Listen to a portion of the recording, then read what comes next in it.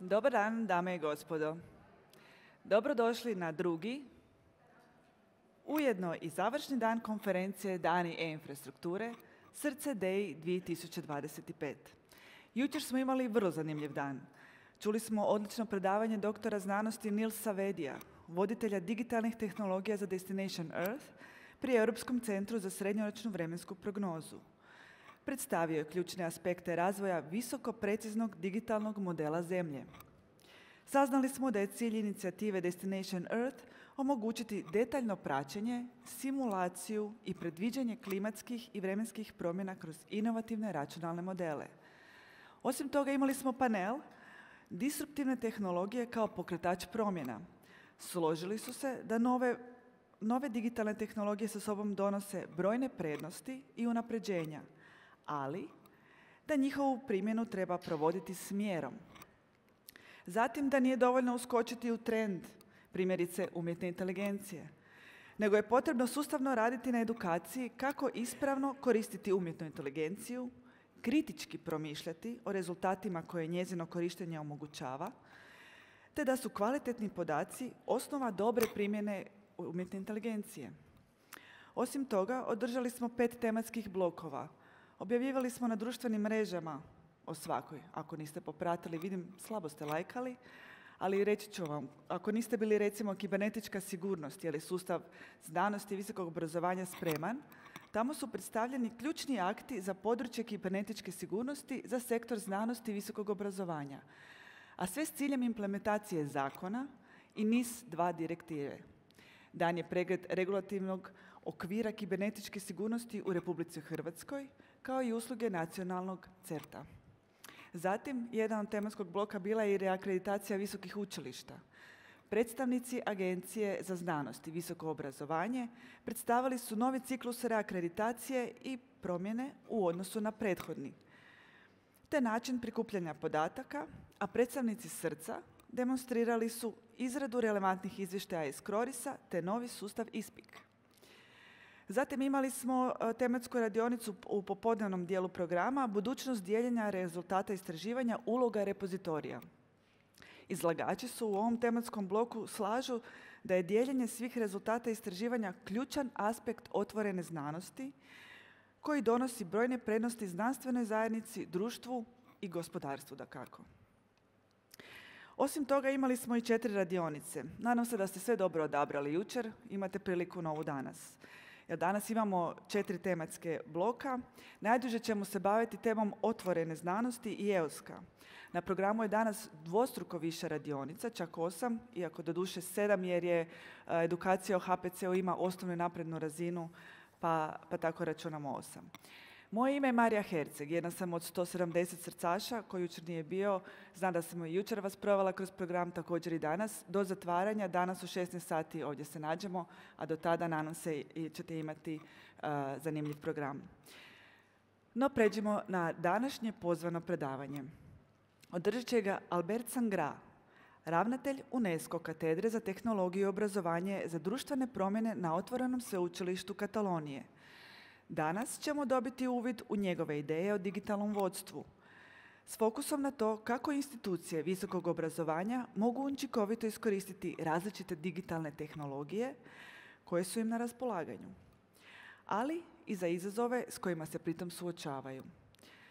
Profesor Sangrà is an expert in e-learning and professor of psychology and education sciences at the Open University of Catalonia.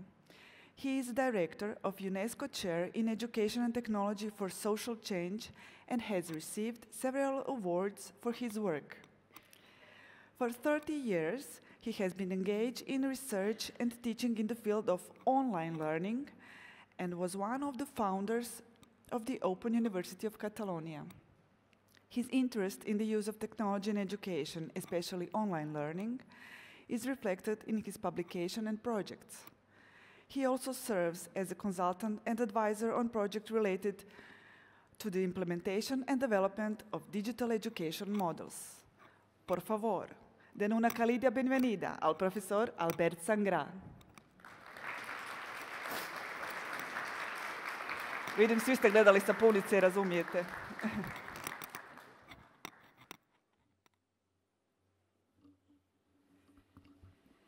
Hvala ti puno. Dobro jutro. But I am afraid this is my limited fluency in your language, okay? So I'm sorry for that. I'm going to try to speak in English, that it's not my language, as you perfectly understand, but I will try to do my best. So first of all, thank you very much for the invitation, especially to Sandra Kuchina, to Slaven, that invited me to come here and to share with you these e-infrastructure days that I think that it's a very important spotlight of your work along the year here at your center. So it's a pleasure, not only because it's the first time I'm in Zagreb, but also because it's a perfect way to share with other people and understand how other people is working in fields that, even if sometimes are not exactly the same, the need of an interdisciplinary approach of most of the complex problems we have now make it very, very important and relevant to know how other people is also working. I'm going to talk about leadership. I hope that it will be of interest for you, but especially because when I talk about a leader, I'm not thinking only on a director. I'm not thinking only on a vice rector. I'm not thinking only on a rector. I'm thinking at every single people that develop a particular function in a team, that develop a particular function with other people too. So at the end, and this is the idea, the goal of my speech, is that everyone can become a leader. Everyone should be a leader in their particular field. And then the thing is how we can manage ourselves, how can we deal with the moving of digital education, and how we should be leaders in this particular context. So, as I have said, we are in a world of complexity, and even much more after all the times of the pandemics. Things are much more complex than they were, and learning was changing even before the pandemic, because several years before there were some catalysts that were changing the way people was learning. One was the connection of networks that enabled connected learning. Another was the increasing empowerment of learners to decide what, where, when, and how to learn. The third were the overcoming of time and space barriers. Since the times of the internet, this made distance education to change completely. And also the acceptance of the existence of an unconscious, informal, invisible, and silent learning that we usually call this informal learning, that happens even when we are not aware about that it's happening at that moment. In addition, the discontinuity or the intermittence generated by the situation of the pandemic gave us a much more complex situation, but nothing exactly changed, because what the pandemic did is just sped these changes up. And I think that this is important, because a lot of people say this is because of the pandemic. Not. It was because other reasons, and just the pandemic sped it out. So it's not only that the pandemic has changed a lot of things, of course, but some of the things. So, I mean, life existed before the pandemic, right? And people were working before the pandemic, and they were learning even before the pandemic. But during the pandemic, we tried to move very rapidly to online education, because that was the only way in order to make education keep working with people. So, but our problem was that we tried to replicate and make a copy of what we were doing. So we understood at the very first moment that maybe digital or online education should be exactly the same as face-to-face was. And as you can see, copies are never the same as the originals. So I used to say that only Japanese people is quite good at doing even better copies than the originals, but we are not good at doing that. So we should always consider that given different context, we should provide different combination of strategies for learning. And this is an important lesson that we should have learned from the pandemic times. And I'm not very sure if everyone had this lesson learned. So anyway, where we are going and which are the possible new scenarios considering all these changes that we have had in the last times. In order to do that, I have been reading different reports from supranational organizations and any other kind of associations that are always and usually yearly providing some interesting insights about how higher education is evolving, which are the trends. And for instance, OECD, UNESCO, and especially these two, but also the very interesting reports provided by the Open University of the UK, and so on. So after analyzing a number of these reports, we can say that there are three main trends. I would not say that they are the only ones, but I think that they are the three main trends currently. That the first one is we should increase learning flexibility in all ways. So people is asking for that through flexible learning pathways, through hybrid blended teaching and learning models, and developing what we call the pedagogy of autonomy. I will talk of it in a moment. Second is adapting the learning offer to the societal needs, what we call upskilling and reskilling. So there is something to reflect about that, because every time that we talk about the societal needs, we usually talk about the company's needs. It's not exactly the same, okay? So society is a bit wider than only companies. So keep aware about the fact that when we are talking about what are the needs of the society, we should also add the needs of those that are not a company. So dual learning scenarios, micro-credentials, and lifelong pedagogical journeys. And third, last but not least, exploring the opportunities and risks of artificial intelligence. Probably, if I would have said that 3 years before, I probably won't mention a word about artificial intelligence, but in November 22, so we had to put AI at any single speech you have. So yes, but it is. So how AI-enabled applications for predictive personal learning and learning analytics, and also, of course, generative AI. Well, how about these challenges? The first challenge that was increasing learning flexibility in all ways, we should think on that every single institution is providing this idea of offer the students more flexible ways to go on, okay? But sometimes we should keep aware about the fact that when we talk about flexibility, it's not to talk only about time and space. It's also to talk about aims, content, and rhythm of the learning. If I mention these things, it's because from the perspective of leadership, these are things that should be taken into consideration when you are organizing a team or an institution.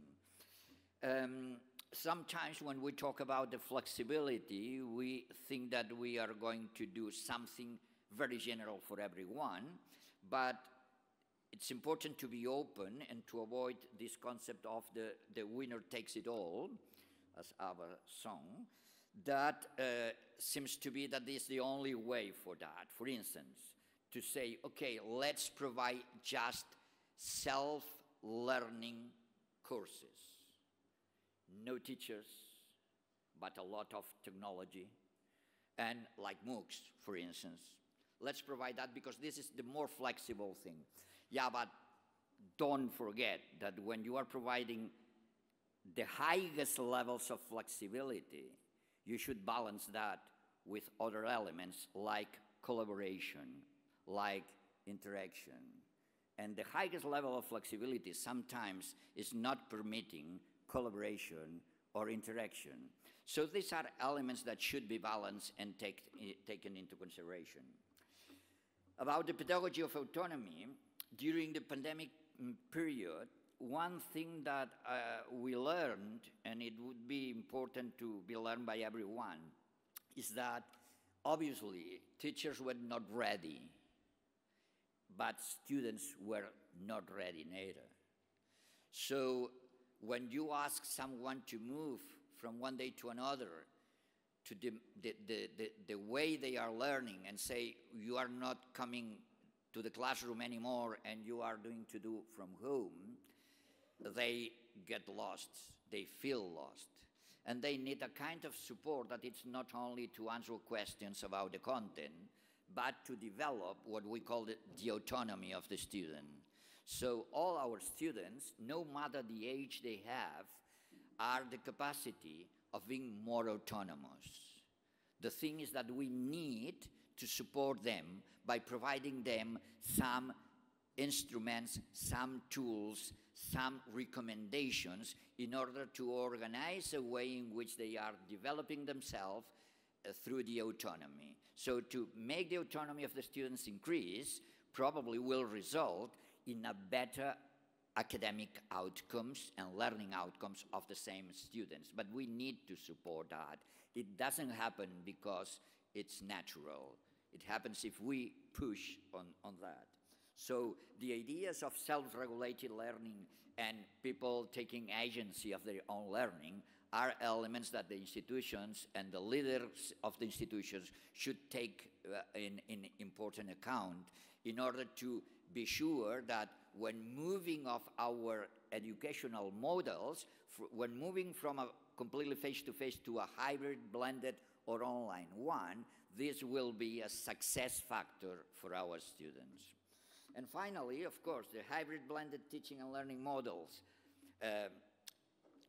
Most of the institutions are exploring new models. It's not necessary to try to become just blended or hybrid institutions or in-presence institutions. You can manage that wherever you want to with some strategy for doing it. The only thing that I recommend, as you will see in the next slide, is that to move to a hybrid model is not just to do things face-to-face and adding some drops of online, okay? This is the way in which you probably will ensure the failure of a hybrid or a blended model at the end. And on the other hand, we know that people would like to come back to what they call the new normal. The new normal won't be as normal as it was because it's a different time.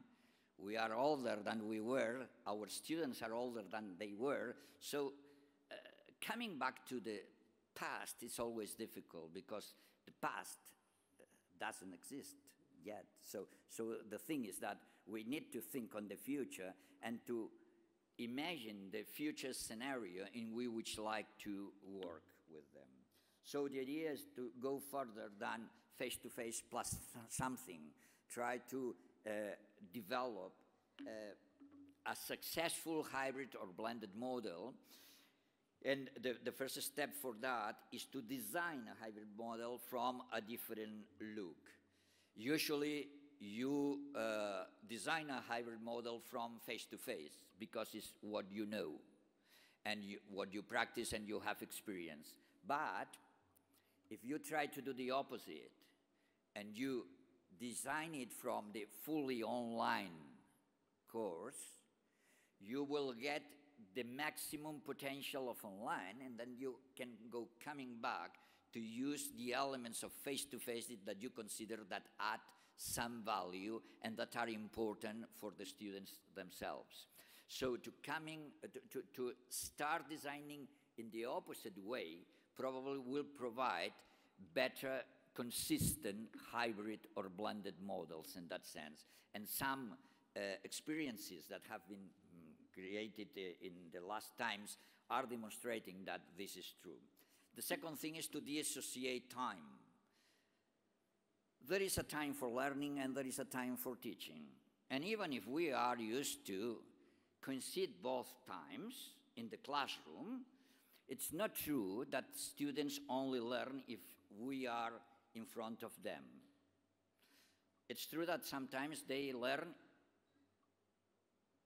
even if we are not there, and even if they are, sometimes they are thinking in other things. So it's not for granted that just being at the same place altogether is an indicator of success. So the idea is how to do when you have teaching time, what to do when students have learning time, and to design all together with the idea, doesn't matter that it happens in a different moment or in a different place, but this learning has to happen. And to think that we can do things not being at the same time together is the first step in order to be successful. The third element is, I've talked about it, so I don't repeat it, is the autonomy and the self-regulation growth, is what, when I talk to students, I say is the job of learning. So students are professional learners, and they have to develop the level of performance of their job. So they have to be more autonomous, they have to know how to get better results, and to be aware about what is working and what is not when I'm trying to learn. And finally, a formative, continuous, and diversified assessment. When the pandemic arrived and when ChatGPT arrived, there was only one concern between university teachers and even any other kind of education level teachers: evaluation, assessment. When the most important thing is what they will learn more than what I'm going to assess, okay? So in order to be quite calm about assessment and evaluation, I think it's very important, if we are working in a digital context with different contexts at the same time, face-to-face, online, blended, to develop something that could be very diverse. A number of assessment practices in different contexts, face-to-face and online, through different strategies or methodologies, and from different assessors or evaluators: self-assessment, peer assessment, and teacher assessment. Only that way in which you are using a variety, a myriad of different kinds of assessment, you can finally have a good picture of what your students have learned. And it will be, obviously, because this is a concern, much more difficult to cheat. Much more difficult to cheat, because you need to control a variety of different contexts, people assessing, and assessment strategies. Challenge 2 is adapting the learning offer to the societal needs. There are three main issues that are highlighting at this moment: the dual learning scenarios. In the case of digital education, consider that we should take better advantage of augmented and virtual reality. For instance, thinking about institutions that are just distance education or online, usually practice-based learning has been one of the challenges of these institutions. And to use virtual reality simulators and augmented reality is something that can help a lot on this practice-based learning. I know that most of you say, well, but it's not the same. It is not, of course. And it's not the same to flight an airplane. But before being a pilot of an airplane, you have to have thousands of hours of practice in a simulator.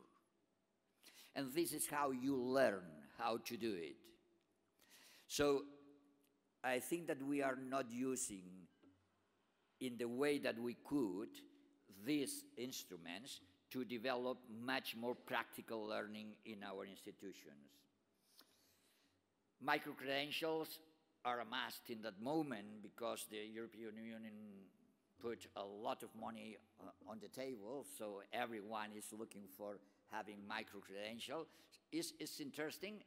I think it's not nothing new, but it's interesting, and it should be linked to competencies and not to be just the same things we did, changing just the label of what we are doing.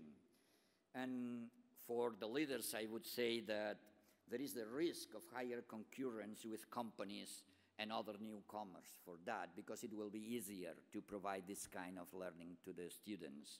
So even if the university has the knowledge to provide a short, limited course to someone, is much easier for any kind of company. So the concurrence and the competition will be higher than it was before.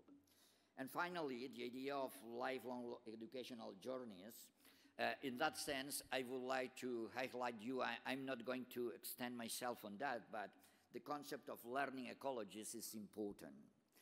Learning ecologies means it's the set of contexts in which you create and use resources, relationships, and activities in order to decide what to learn, when to learn, and how to learn in a physical or in a virtual environment. So this definition that came from Bridget Barron, a Stanford professor, it's important to understand how people is evolving in the way they are learning now. So they decide to do a lot of things because, for instance, if you think on the fact that people is usually waked up during 16 hours, if you sleep for 8 hours, well, a lot of people can sleep for 8 hours, but in this time, these 16 hours, some of these hours are devoted to a kind of formal learning at school, at the university, or some particular practice they do. But the rest, that's the most of the day, people also learn, but we don't know how they learn and how they do, what happened in that part of the time of everyone along our life. So we usually say that we are lifelong learners, but also lifelong or life-wide learners, in the sense that we should identify which is the learning ecology of every single person, make them aware about how they are better learning, and as an institution, we should, and as a teacher too, we should think how we could provide new opportunities for learning that people can choose and can decide to follow. Because at the end, probably, in the very next future, this will be the way that the majority of people will use to learn. So not to start going to an institution and start learning from the beginning until the end, but doing different kinds of things that in some extent they will be recognized. We don't know by who, but there will be someone that finally they will recognize that. There will be companies, there will be associations, there will be other institutions, but the fact is that this is changing, especially when we are talking more and more about lifelong learning, because all of us are lifelong learners. And the third challenge is exploring the opportunities and risks of artificial intelligence. Well, I'm in a center that probably knows much better than me how artificial intelligence can provide and the potential it has. There are there are thousands of reports, studies, and documents talking about what to do with generative AI and so on. So it's impossible to read all them. But there are resources enough. So what I always think is that what we know about AI, and particularly what about AI and teaching and learning, and my conclusion still is that the upper part of the iceberg is what we do believe we know, and the part at the down is what we don't yet know that we don't know. So the conclusion is that we know a very few things about the potential of AI in teaching and learning at the moment. So probably the evolution of this technology will give us much more idea of what we can do. At the moment, we always talk about the risks, the ethical issues, and so on, of course, but there are also good opportunities for using this technology, and probably it will definitely change the way people is learning, and it will obviously then change the way that we should teach them, okay? So, for instance, one of the questions, coming back on what I mentioned about assessment, is that the first idea in my institution was, when ChatGPT appears, how we should change assessment. I think that this is the wrong question. The right question is how we should change our teaching strategies, because at the end, assessment will change because of our teaching strategies. And if we develop teaching strategies taking into consideration how we can use generative AI, for instance, and considering that things that these tools are doing and it's not needed that we do them, then we are going to change the way we are teaching. And it won't be necessary to change even the assessment, because the things that people should do will be completely different as they do now. So probably then the system won't help them to solve any kind of these problems. Probably AI will help the students to solve it after having understood what to do and why to do that and so on. So this is something that it's here, so it will be difficult to develop much longer, but I think that we will talk about it in the next years, of course.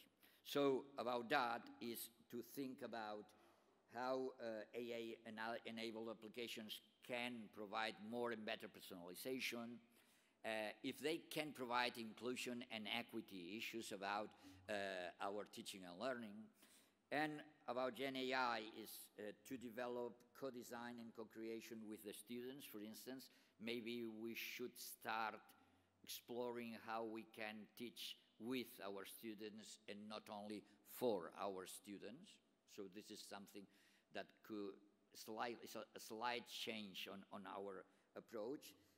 Learning through experimenting and discovering, using the tools in order to practice.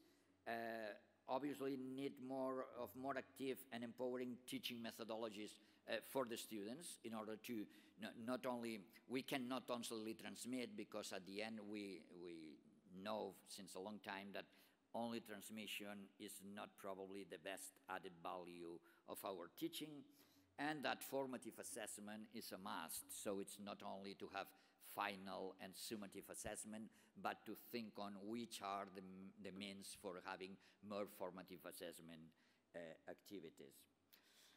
And then, considering all these trends, which kind of leadership do we need? Well, I like this sentence of Simon Sinek, that it says, leadership requires two things. First, a vision of the world that does not exist, and the ability to communicate it. So any leader, no matter what their position is, should have a vision about where are we going. And this is what it's necessary to share and communicate with others. So it would be very difficult to be a leader if you don't have a vision. If you don't have a vision, probably you are becoming a manager, not a leader. That it's a completely different thing. Someone says that, I think it was Mark Twain said, that managers do the things right. Leaders do the right things, which is completely different. You have to have a vision of what has been will be necessary to do, and to transmit to the others and work together to this end. So I'm going to tell you about a framework for digital education leadership literacies that is coming from looking at what universities, in campus-based universities, were doing in respect to digital education, and we saw that they were doing business as usual. So nothing changed, just introducing the technology and doing the same kind of things, the same kind of leadership practices and so on. So considering these elements, I'm not going to explain them again, we tried to develop what we call the Digital Education Leadership Literacies for higher education, and we call, in short, the DELLHE framework. This DELLHE framework is not only what to do, it's starting by thinking on what are the set of mindsets, attitudes, and behaviors which enable higher education leaders to address complex problems related to the integration of digital education. So this is the idea, to have mindsets, so how we see the world in respect to digital things, to education, and to leadership. And secondly, to develop actions, what we do as leaders, strategy, plans, organizational structure, and relationship. The result is this kind of flower. We like to tell it flower, and the different petals are the dimensions of this leadership framework, in which you can see that there are, the first one, the blue one, is vision making, as I was talking at this moment, and this vision making includes the values and the culture, the content and the strategy. Then there is another one, the green one is sustaining dimension. This is the human impact on the environmental impact of the resources. The third one is learning, because every leader has to learn too, and to have a vision about learning at the same time. And this one is about leadership development and organizational learning of the team or the institution in which it's working. The orange one is leading, about the leadership culture, mindsets and actions, and about changing leadership. And the violet one is about relating, interpersonal relationships and organizational dynamics. So this came from a study that we did on several European higher education institutions, in which we analyzed what were the programs for leadership development at the different institutions, and some of the more extended interinstitutional programs too.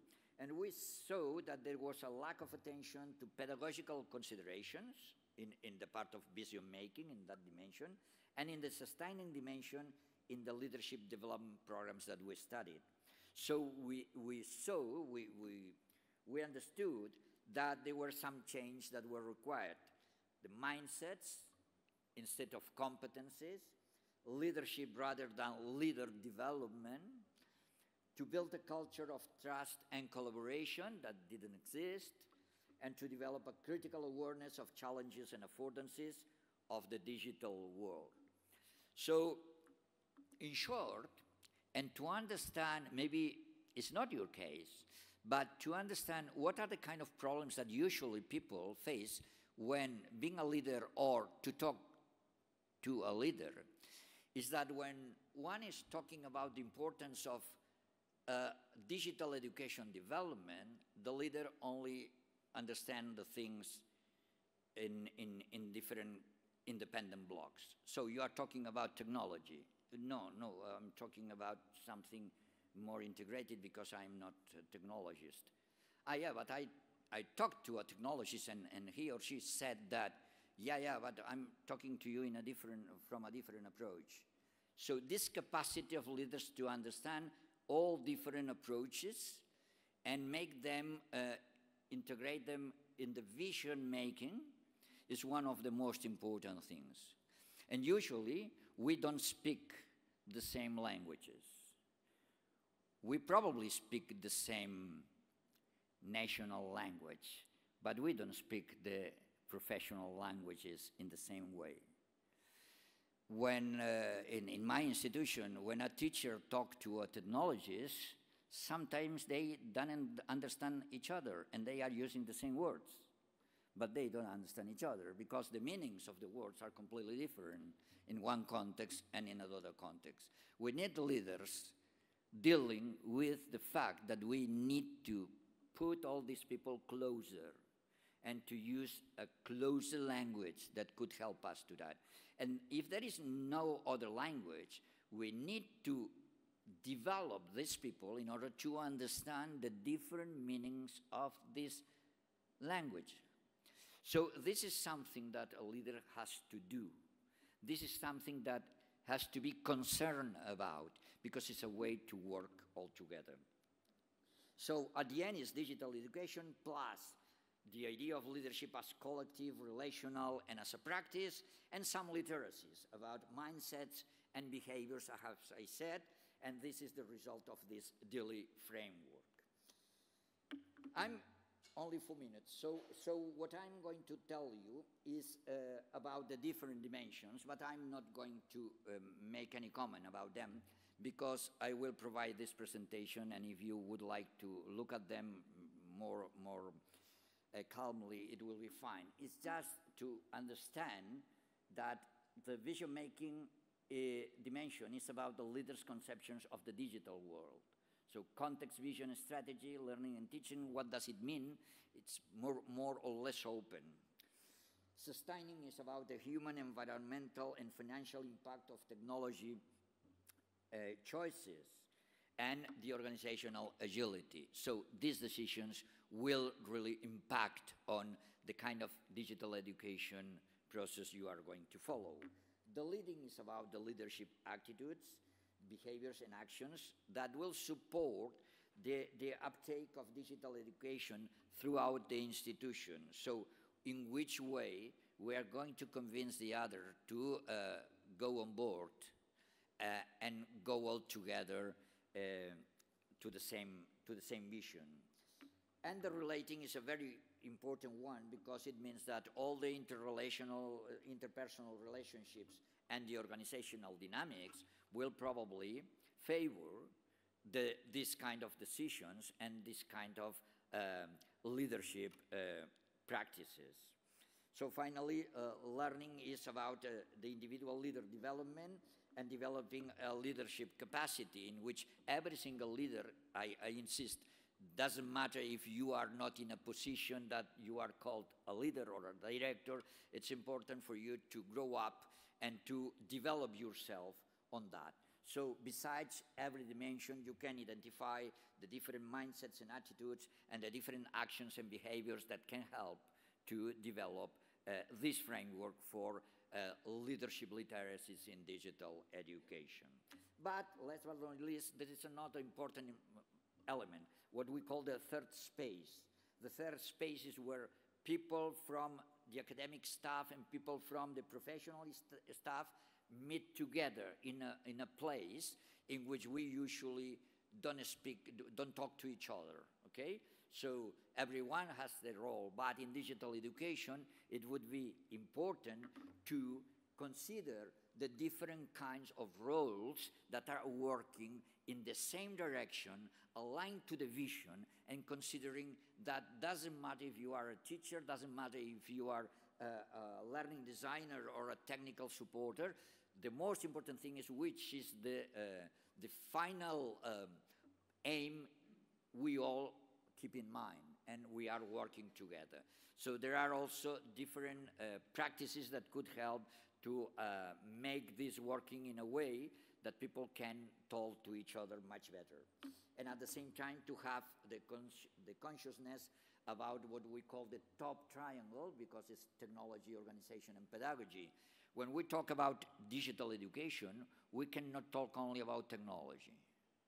We cannot talk only about pedagogy. We should talk both in respect to organization, because the best successful institutions providing digital education are the ones that have linked organization with the needs of the requirements and potential of technology, and the needs of pedagogy. So this triangle is what is giving us the opportunity to improve the way in which we are facing digital education. And just to finish is that, as a conclusion, we need a new leadership for these digital education scenarios, developing these digital literacies, and being convinced and convincing other leaders to do that. We need a new generation of people doing the work of leaders, and a new generation that could believe in digital education as a clear opportunity for the society development. Because as my colleagues Brown and Duarte said, digital education leadership matters. It's important. It's not something that could be said, no, but leadership is the same. It's not exactly the same. We should reflect on that. At the end, you know that our main challenge, because we talk about digital transformation, is to transform ourselves in what we want to be. The question is if we know what we want to be, and if we share with the others what we want to be. So this is about leadership, not about a title or a designation, about impact, influence, and inspiration. Havalati Puno, thank you very much. If you have any question.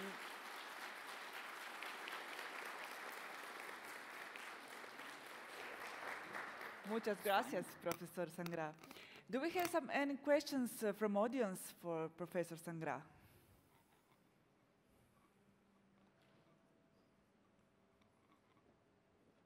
Sandra, maybe you have.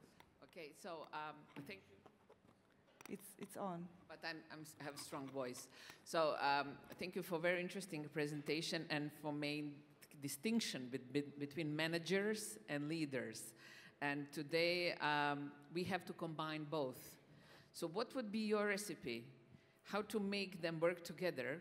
And I think one more important thing is that we have to recognize teachers as leaders as well, and how to make this stronger, this collaboration. Yeah, first, teachers have to feel themselves as leaders. This is the first step. So we cannot be a leader if we don't feel a leader. And we should consider that as a teacher, we are leading our people, our students, to a better situation, to a better position, because learning is always providing us a new, better position in our lives. So teachers are in themselves leaders for a lot of people. So what we said at the end, the impact and the influence of teachers regarding the students is a clear element that tells us that this is leadership. So please believe that you are leaders and act as leaders with your people too. The second thing about, or the first one you mentioned about the managers and the leaders, the answer is that third space. So it's a space in which all together meet, and then we can work together understanding each other once we have identified what are the words that could have a different meaning when we are talking about. So for instance, let me say something. When I talk in my institution about we need, for instance, more students to be enrolled, I know that the general manager of the university will ask us about having more new students. I know that, but he has to understand this is not only a number, and there are other elements that impact on that. And I have to understand which is the need, why he is asking us for that. Probably because the economic balance is not at that moment very good, and I have to understand why it's not very good. And he has to understand, I say he because it's a he in that case, to understand that if I only ask students to enroll without telling them about the difficulties to enroll in an online institution, we will lose these students in a couple of months. So at the end, the results will be, we won't have more money, more incomes, but we will have worse indicators at the end. So to understand each other, to talk to each other, leading in the places in which we can say something, but working together for the better end of our institution is probably the best way to do it. Easy to say, difficult to do, of course. But this is the way in which I think that we should work and try to put all people together to make everyone understand what are the elements that make difficult to achieve these agreements in that sense. Thank you. Some more questions? Everything is clear, I think. So. I'm happy for answering any question. Muchas gracias. Thank you very much. Aha.